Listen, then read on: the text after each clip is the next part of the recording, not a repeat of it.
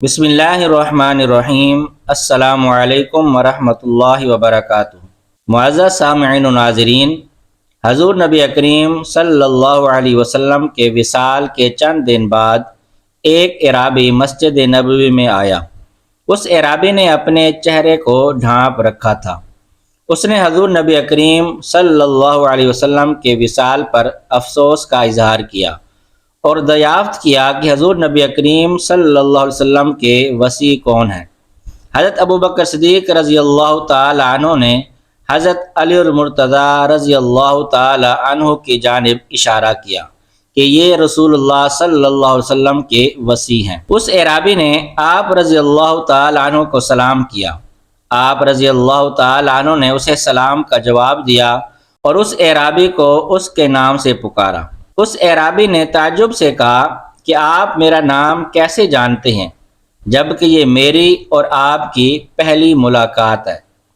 آپ رضی اللہ تعالی عنہ نے فرمایا کہ مجھے حضور نبی کریم صلی اللہ علیہ وسلم نے تمہارے متعلق بتایا تھا اور تمہارے حال سے بھی آگاہ کیا تھا۔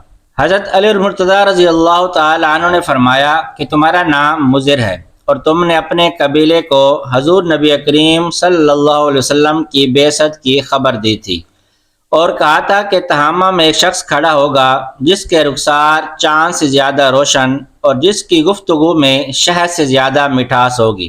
وہ کھچر پر سوار ہوگا اور اپنے جوتوں اور کپڑوں کو خود پیوند لگائے گا۔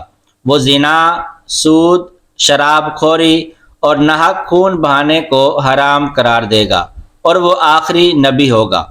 وہ رمضان مبارک کے روزے رکھنے والا ہوگا اور بیت اللہ شریف کا حج کرنے والا ہوگا۔ وہ 5 وقت کی نماز ادا کرے گا اور تم اس پر ایمان لے آؤ اور اس کی تصدیق کرو۔ تمہاری قوم نے جب تمہاری باتیں سنی تو تمہیں قید کر دیا، اور اب جب حضور نبی کریم صلی اللہ علیہ وسلم کا وصال ہو چکا تو تمہاری قوم سیلاب میں غرق ہو گئی اور یوں تمہیں اس قید خانے سے آزادی ملی۔ پھر تمہارے کانوں نے غیبی ندا سنی کہ اے مضر، مدینہ منورہ جاؤ، وہاں حضور نبی کریم صلی اللہ علیہ وسلم کا وصال ہو چکا ہے۔ تم ان کے صحابہ کرام سے ملو اور ان کے روضہ مبارک کی زیارت کرو۔ اس اعرابی نے جب اپنے حال آپ رضی اللہ تعالی عنہ کی زبانی سنا تو اس کی آنکھوں سے آنسو جاری ہو گئے اور اس نے آپ رضی اللہ تعالی عنہ کے ہاتھ کا بوسہ لے لیا۔ پھر اس نے آپ سے عرض کی کہ میں کچھ سوالات کے جواب چاہتا ہوں۔ حضرت علی المرتضیٰ رضی اللہ تعالی عنہ نے فرمایا کہ تم سوال پوچھو، انشاءاللہ تعالی تمہیں ان کا جواب ملے گا۔ اس اعرابی نے حضرت علی المرتضیٰ رضی اللہ تعالی عنہ سے پہلا سوال کیا کہ وہ کون سا نر ہے جس کا باپ اور ماں نہیں ہے؟ آپ رضی اللہ تعالی عنہ نے فرمایا کہ وہ حضرت آدم علیہ السلام ہیں۔ اس اعرابی نے دوسرا سوال کیا کہ وہ کون سی مادہ ہے جو بغیر ماں باپ کے پیدا ہوئی؟ آپ نے فرمایا کہ وہ حضرت حوا ہیں۔ اس اعرابی نے تیسرا سوال کیا کہ وہ کون سا نر ہے جو بغیر نر کے پیدا ہوا؟ آپ رضی اللہ تعالی عنہ نے فرمایا وہ حضرت عیسیٰ علیہ السلام ہیں۔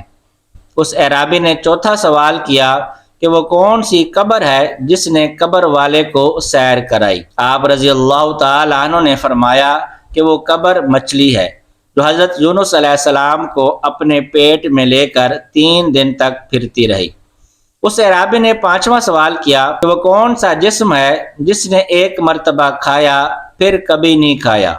آپ رضی اللہ تعالی عنہ نے فرمایا کہ وہ جسم حضرت موسیٰ علیہ السلام کا عصا ہے جو سانپ بن کر فرعون کے جادوگروں کے جادو کو نگل گیا۔ اس اعرابی نے چھٹا سوال کیا کہ وہ زمین کا کون سا ٹکڑا ہے جہاں صرف ایک مرتبہ سورج کی روشنی پڑی؟ آپ رضی اللہ تعالی عنہ نے فرمایا کہ دریائے نیل کا وہ حصہ جو حضرت موسیٰ علیہ السلام کے عصا سے شق ہوا تھا۔ اس اعرابی نے ساتواں سوال کیا کہ ایسا کون سا جاندار ہے جو پتھر سے پیدا ہوا؟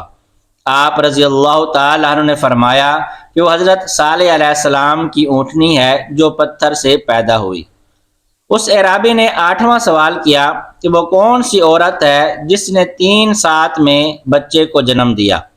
آپ رضی اللہ تعالیٰ عنہ نے فرمایا کہ وہ حضرت مریم علیہ السلام ہیں جنہوں نے حضرت عیسیٰ علیہ السلام کو جنا۔ اس اعرابی نے نامہ سوال کیا کہ وہ کون سے دو دوست ہیں جو آپس میں کبھی ایک دوسرے کے دشمن نہیں ہوتے؟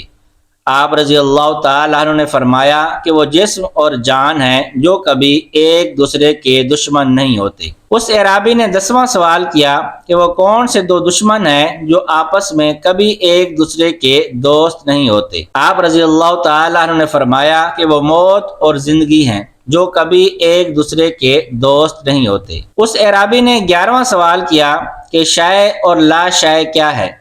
آپ نے فرمایا کہ شے مومن ہے اور لا شے کافر ہے۔ اس اعرابی نے 12واں سوال کیا کہ رحم مادر میں سب سے پہلے کون سا اعضا بنتا ہے؟ تو آپ رضی اللہ تعالیٰ عنہ نے فرمایا کہ رحم مادر میں سب سے پہلے شہادت کی انگلی بنتی ہے۔ اس اعرابی نے 13واں اور آخری سوال کیا کہ قبر میں سب سے آخر میں کون سی چیز فنا ہوتی ہے؟ تو آپ رضی اللہ تعالیٰ عنہ نے فرمایا کہ بندہ کے دماغ کی ہڈی۔